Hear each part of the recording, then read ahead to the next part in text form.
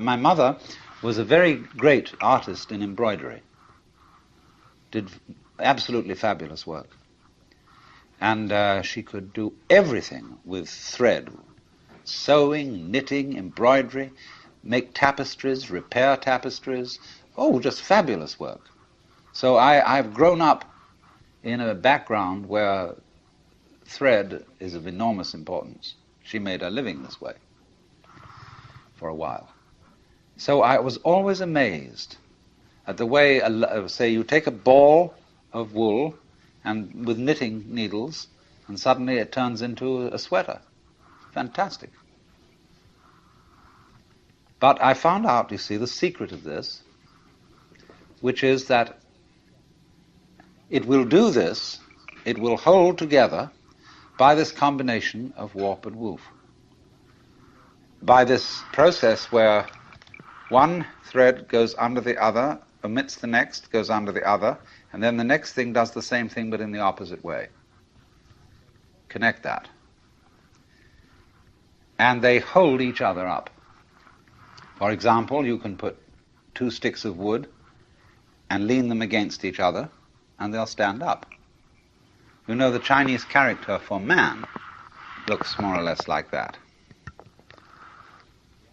And although this is simply the brush form, the brush abbreviation of what were originally the legs of a little human stick figure. There's a story that Japanese children sometimes learn from their mothers, that the reason this is the character for man is that two sticks lent together, as I described, will keep each other up, and the one depends on the other. It's mutual. And so in the same way, the existence of human beings depends on our supporting each other. Without that, no one of us can exist. But that, which may seem a little trite, a little sort of moralistic and so on, but it is absolutely fundamental. That anything that there is, whenever we can say that something exists, existence is a function of relationship. Motion itself is a function of relationship. For example, forgive me if some of you have heard this one before, but it's a very important basic lesson. If there is only one object, one small ball in the middle of endless space, nobody knows whether it's moving. Because you can't tell whether it's approaching anything or whether it's going away from anything, because there's nothing else. So in that state of affairs, no motion exists. But if we introduce a second ball into the picture, and the two either come towards each other or go away from each other, then we can say that both of them, or either of them, is in motion. We can't decide which is the one that's doing the moving, because it could be one, could be the other. Now we'll put three balls into space, and we find two of them staying together, and the other one going away. Now it's up to the two of them to decide whether the other one is going away from them or they're going away from the other, because two is a majority in this case. And the vote always, of course, goes to the majority, the universe being basically a democratic organization.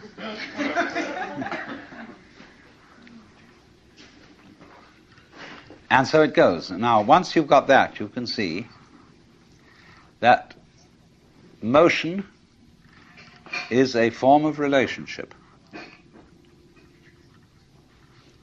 All right, let me put it in another way. Energy is a form of relationship. If the universe is basically a play of energy, then you can say energy and relationship go together. Now, what is this saying? This is saying that being, existence itself, is relationship. Let's look at it in several other ways. You know the old question. If a tree crashes in a forest and there is nobody around to hear it, is there a noise? This question has been discussed in many futile ways. But noise, basically, is a state of affairs that requires an eardrum and an audio nervous system behind the eardrum. When the tree falls, it makes the air vibrate. If there is anywhere around an ear with the appropriate nervous system, there will be a noise, because noise is a relationship between motion in the air and ears. If there is not any ear around, there won't be any noise, although there will be vibration in the air. And if there is some instrument around, such as a microphone attached to a tape recorder, which is a mechanical copy of a human ear, then, according to that, there will be noise. There will be a vibration. In the same way, let's suppose the sun sends out light into space. Now, the space surrounding the sun will be black darkness, as if there were no light in it, unless a planet happens to float by. When a planet floats by, there will be light. In the darkness. But if there isn't anything to relate to the sun in that way, then comes no light.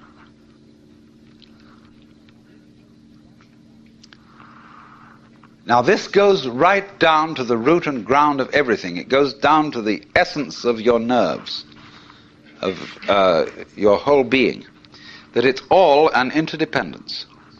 And that's why one of the basic symbols of the universe is the Chinese yin-yang symbol,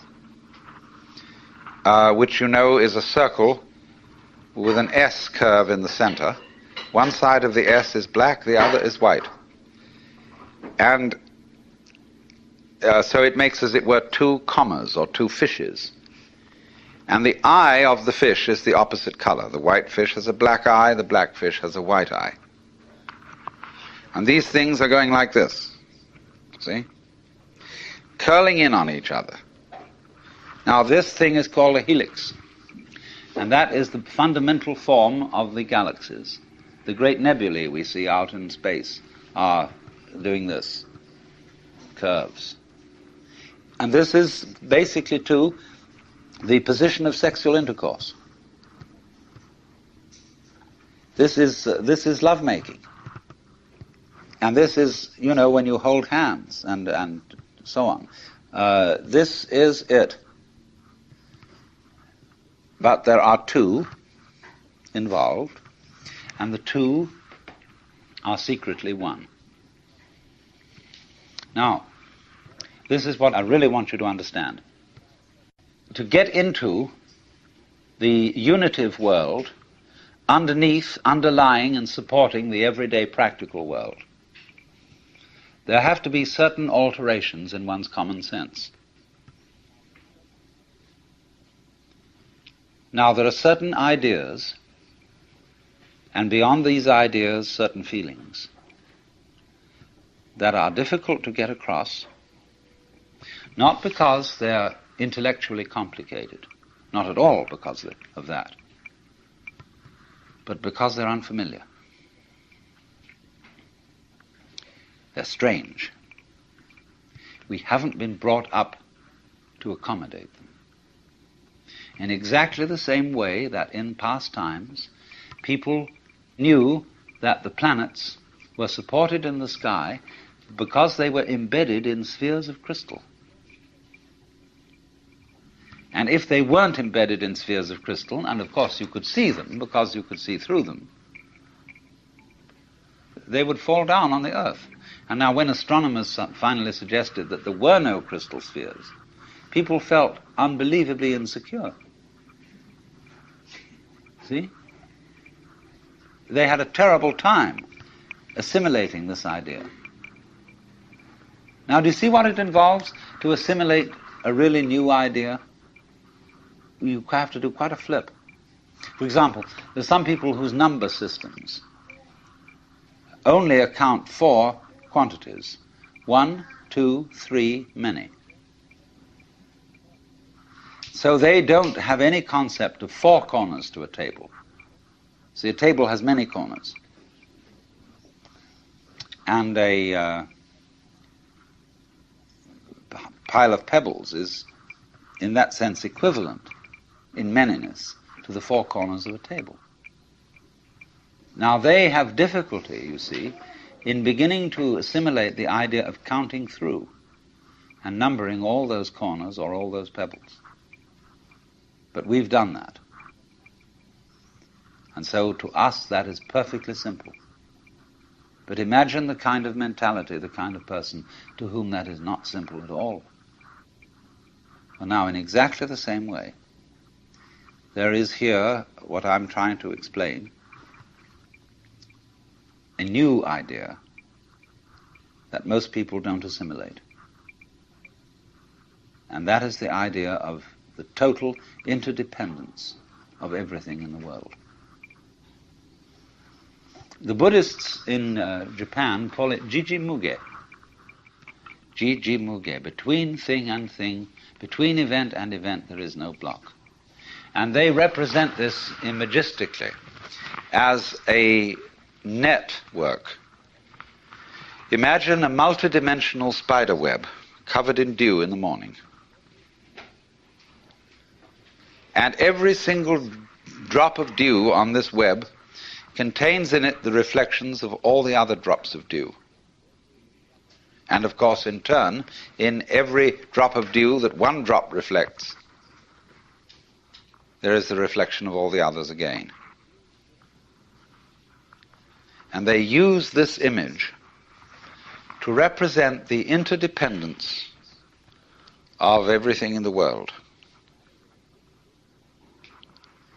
In other words, if we give this dewdrop image, if we put it into a linguistic analogy, we would say this: words have meaning only in context.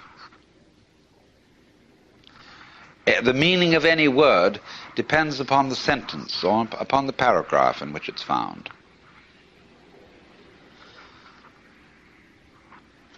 So that if I say, this tree has no bark, that's one thing. And if I say, this dog has no bark, that's another thing. So you see always that the meaning of the word is in relation to the context. Now, in exactly the same way, the meaning, as well as the existence of an individual person, an organism, is in relation to the context. You are what you are, sitting here at this moment in your particular kind of clothes, and with the particular colors of your faces and your particular personalities, your family involvements, your business involvements, your neuroses and your everything. You are that precisely in relation to an extremely complex environment. So much so that if, let's take for example this piece of wood that forms a support to the beam out here. Now believe me, this is true. You can see that has little nubbles on it and so on. If it were not the way it is, you would not be the way you are. The line of connection between what is, it is, and you are is very, very complicated. Also, we could say, if a given star that we observed didn't exist, you would be different from what you are now. I don't say you wouldn't exist, but you would exist differently. But you might say the connection is very faint, is something that you don't ordinarily have to think about. It's not important. But basically it is important. Only you say, I don't have to think about it, because It's there all the time. See, for example, the floor is underneath you all the time. Some sort of floor, some sort of earth. And you really don't have to think about it. It's just always there. It's always around. If you become insensitive, you stop thinking about it. But there it is. And so in the same way, our subtle interdependence with, mind you, it's not just our plain existence. It's the kind of existence we have is dependent upon all these things. Also our plain existence, but that gets way down. But the fundamental thing is existence is relationship. In other words, if my finger up here is all alone and the wind doesn't move and nothing touches it, it stops knowing that it's there. But if something comes along and does, immediately it's aware that it's there. So,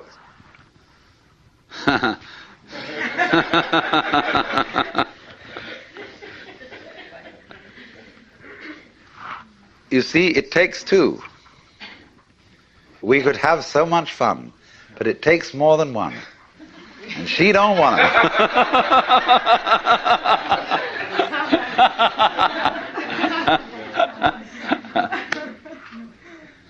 But in this way, you see, what we call duality, you can see, can't you, how duality is fundamental. It takes two. But duality is always secretly unity. Take the contrast between the words we use, explicit and implicit. They're very valuable words. What is explicit? What's on the outside? Let's say how we come on publicly. Explicitly, we are thus and so. We have a fight. We're in competition, say, in business, explicitly. But implicitly, we've worked this out, that we've agreed in a secret way that nobody knows about, that this competition is extremely valuable to both of us. And take it politically, for example.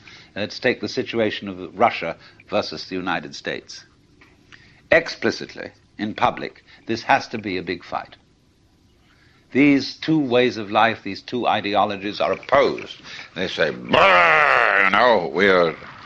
But behind the scenes, it's all been carefully worked out. You bet it has. That this opposition has to happen. Because our economy depends on it, and their economy depends on it, and everybody knows this who's smart. But there are a lot of people who get taken in by the propaganda, and they should be taken in because that makes the thing work. It's crazy. But that's the way it goes. And everything works this way. There is, for example, when swans start to mate, they are not sure what they're supposed to do. And they begin to fight. I had a long talk about this with C.G. Jung. He lived on the edge of Lake Zurich, and he had a little summer house right on the water's edge, and there were many swans there. And I was getting up at the end of a conversation with him, and we were beginning to walk back to the main house, and I said, "Isn't it true that swans are monogamous?" And he said, "Yes, they are." He said, "Do you know, I have had most interesting relationships between these swans, and many of my female patients who thought they were homosexual." I mean, Jung wasn't a sexual snob. I mean, he understood all the legitimacy of all kinds of sexual variations. But he said it has been a point of departure for our discussions. And he said it's a very funny thing that when they begin to mate, they start fighting. And they don't know what it's all about, and then suddenly the fight turns into lovemaking. So that's what I mean. Underneath opposition there is love. Underneath duality, there's unity. That Tweedledum and Tweedledee agreed to have a battle. So, you see, here's that weaving principle. The things hold together by over, under, over, over, under, over, over, under, over. And that creates a stuff, it creates a fabric, it creates clothing, it creates shelter, it creates what we call matter. Matter, mater, mother, and also the same word, maya, illusion. See, the world as a marvelous illusion. Now, we've got to go into this. Look at another form of the thing. You can play it not only by two as one, but you can play it by three as one. You know the trademark for Ballantine's Ale, which is 3 interlocked rings. Now, the way these rings are interlocked is such that they are joined only if the 3 of them are present.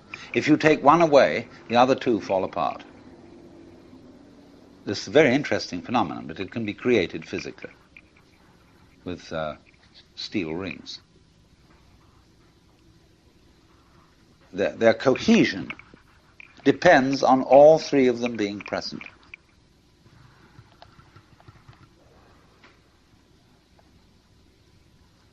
Now, we have tried scientifically to understand the world and explain its mysteries by analyzing the smallest particles of things that exist. Inquiring down, what is this thing we call flesh or call steel or stone? What is it made of? Go down into the midst of it.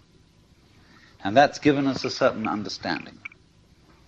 But only half of the understanding. Equally important is not what is the tiniest particle, but in what context is the tiniest particle. You see? In relation to what is it? Just as the word bark, as I showed you, has different meanings in different sentences, so cells, molecules, atoms have different properties in different contexts. So what the scientist equally needs to study is not simply what is anything when very, very minutely analyzed, but where is it? When is it? That makes all the difference. So do you see that a lot of people who get anxious when they hear that everything is relative have no need to get that anxious.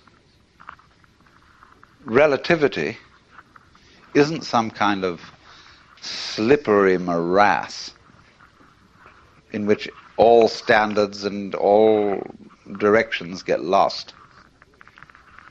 Relativity is really the soundest situation that there is.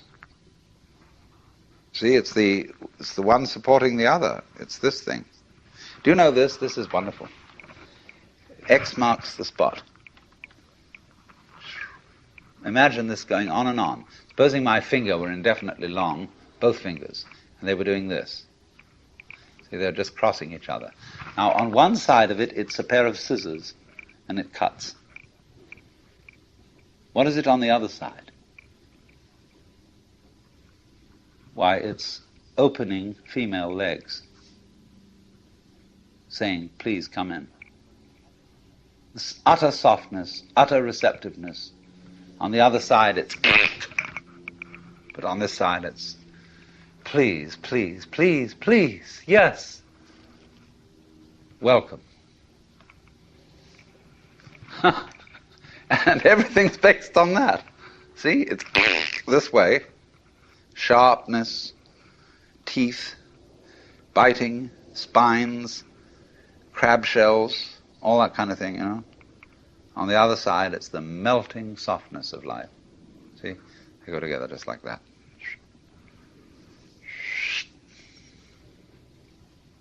And goodness knows what it is on these outer two sides. I haven't thought about that yet. So, if you see that, if you get that principle, you can feel yourself not sort of just rattling around in the world as a kind of, somebody who's been stuck down there. But you can feel yourself going on in absolutely exact relationship with everything around you. And this is very beautiful. It isn't just that you are here looking at what's out there, like you might be photographing it with your eyes. It's that if that there wasn't there, you wouldn't be here. The outside thing that you see and the inside thing that you are poles of the same magnet, or back and front of the same coin, and without one there isn't the other. That means, of course, then, that we are living in the midst of a world of animals, vegetables, minerals, atmospheres, astronomical bodies, that's highly intelligent. Its intelligence concentrated, crystallized in our brains. That's where it comes out, you see. In any field, let's take any field of forces. We take a chemical solution, and at certain critical points in this chemical solution, the crystals start to form. And so in the same way, the total intelligence of this whole universe crystallizes in human brains. Also in other kinds of brains. But that's where it really comes out. But it's the total intelligence of the whole field that does this.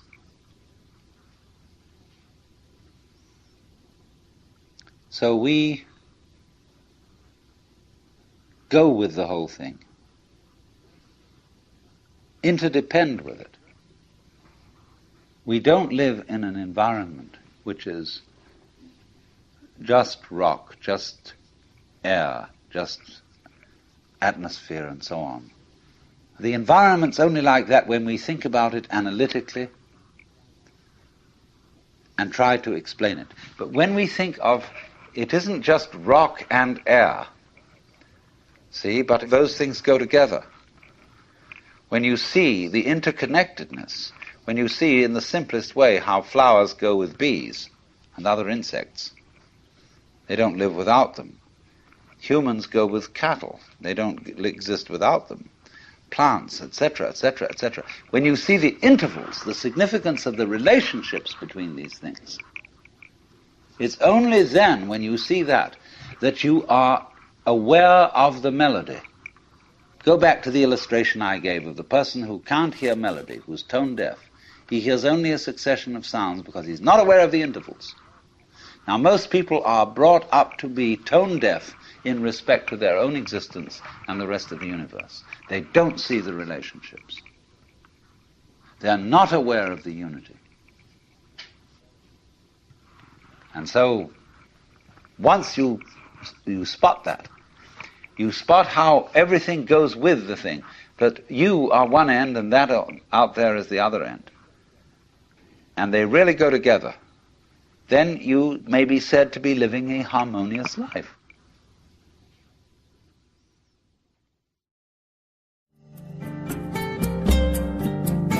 This concludes Session 3 of Out of Your Mind, Essential Listening from the Alan Watts Audio Archives.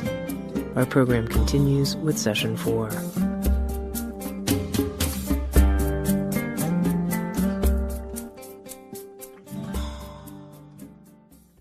The web of life.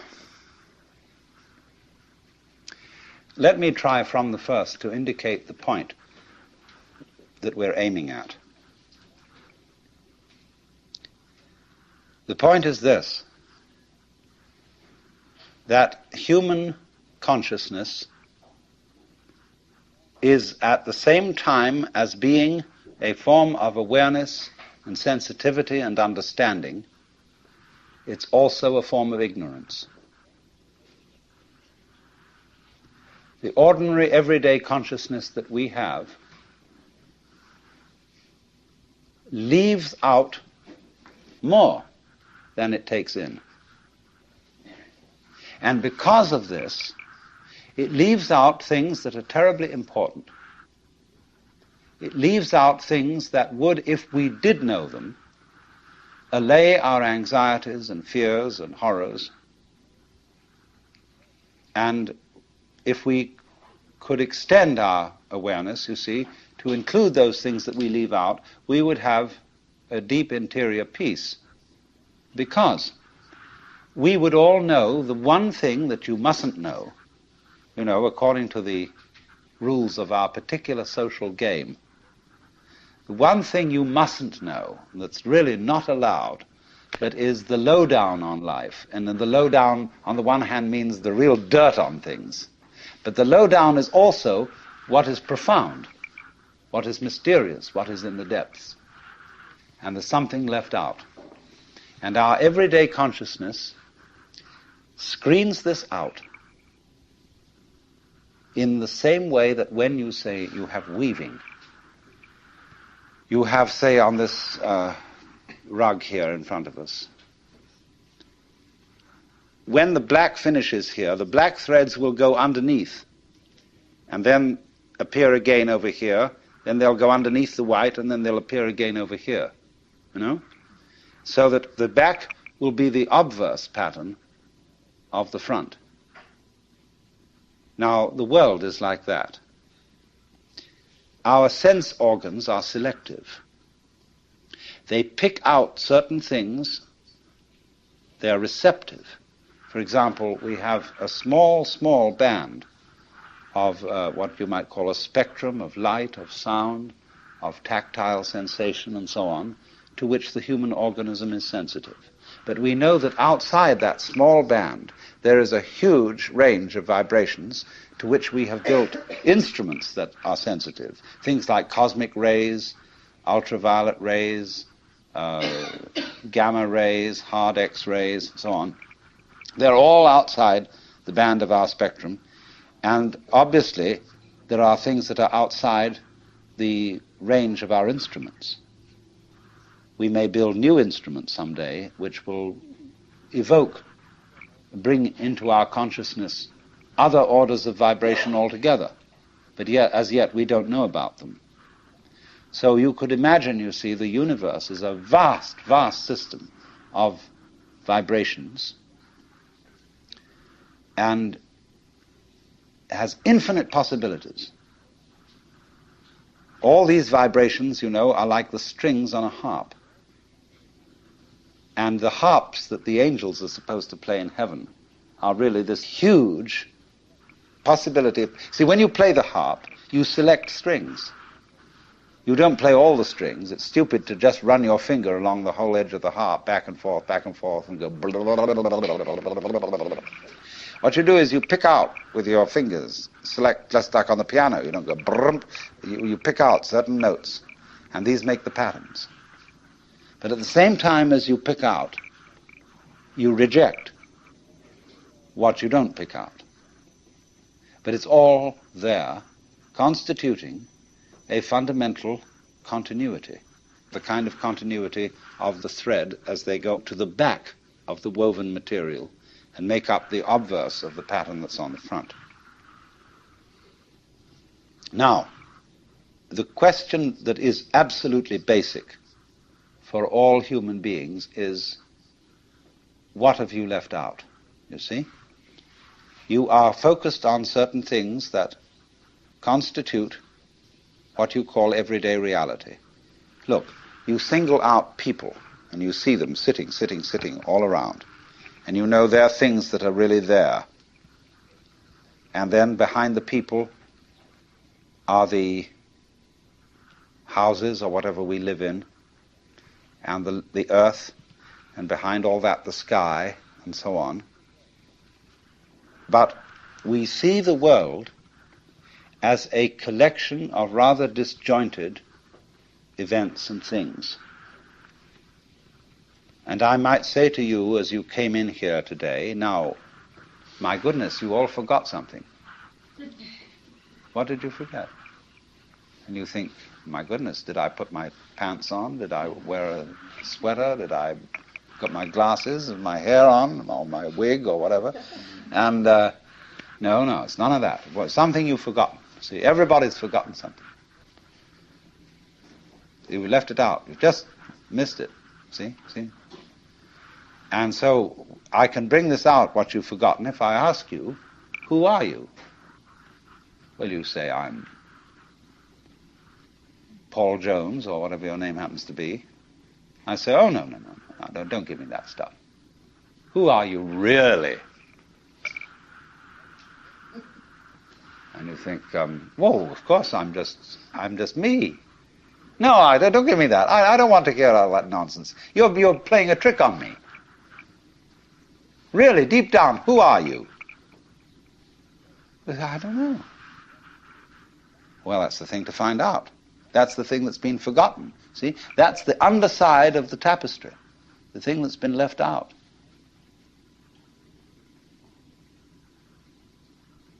Because what we are carefully taught to ignore is that every one of us, fundamentally, deep inside, let's put it that way, is an act of, a function of, a performance of, a manifestation of the works. The whole blinking cosmos, with all its galaxies, and forever and ever and ever, whatever it is beyond that, what you might call God in the Western tradition, or Brahman in Hindu philosophy, or Tao in Chinese. Every one of us is really that, but we are pretending we aren't. And we are pretending with tremendous skill and deception. Now, what I would call a really swinging human being is a person who lives on two levels at once. He's able to live on the level of being his ordinary ego, his everyday personality, and play his role in life and observe all the rules and so on that go with that. But if he's only on that level, if he's only playing that kind of thing, and thinks that's all there is, it becomes a drag. And he starts being the kind of person who feels that he's just got to go on surviving. See? It's terribly important to go on surviving, to live. And he works at that. And his children learn the same attitude from him. And they, he says, well, I've got to survive because I've got all these children I've got to support, and so on and so forth. And then they take the same attitude. And they breed up children, and they feel compulsive about supporting them, because they've got to go on. And so nobody really has any fun. It's just, we've got to make this thing, you see. And you don't have to. See, whenever I get somebody who comes to me and says, I really can't go on and I have to commit suicide, I say, well, that's entirely, you're right. There's really no reason why you should go on, and if you want to commit suicide, do it. You can check out.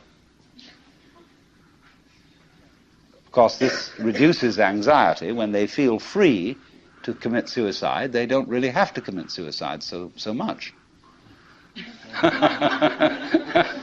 You know, you can commit partial suicide.